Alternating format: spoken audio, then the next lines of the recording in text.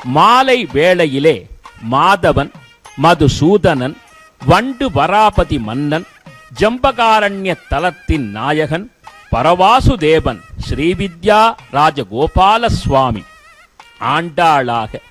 கோதையாக ஸ்ரீவில்லிபுத்தூரிலே அற்புதமான பெரியாழ்வாரின் வளர்ப்பு மகளாக துளசி வனத்திலே கிடைத்த பாடிக் கொடுத்த பைங்கிளி, சூடிக் கொடுத்த நாச்சியாராக விளங்கக்கூடிய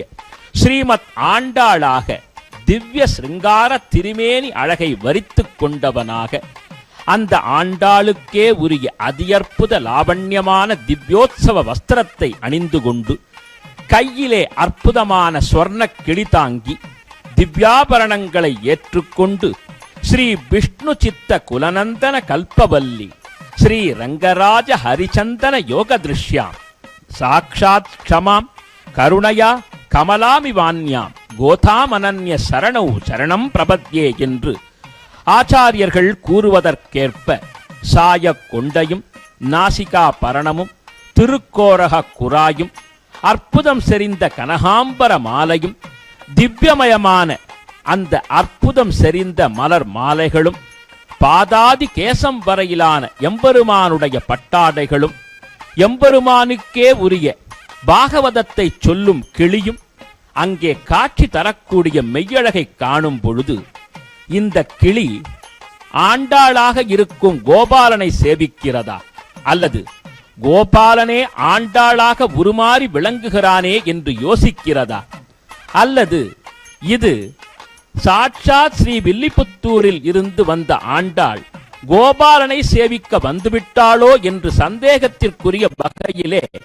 மலைத்து போய் நிற்கிறதா என்று நினைக்குமா போலே அந்த கிளி எப்படி கண்ணனை வைத்த கண் வாங்காமல் காண்கிறதோ அதுபோலே நாமும் பக்தி செய்ய வேண்டும். விசேஷமாக ஸ்ரீமத் ஆண்டாள் தனது தந்தையான பெரியாழ்வாரின் திருவாய் மொழியின்படி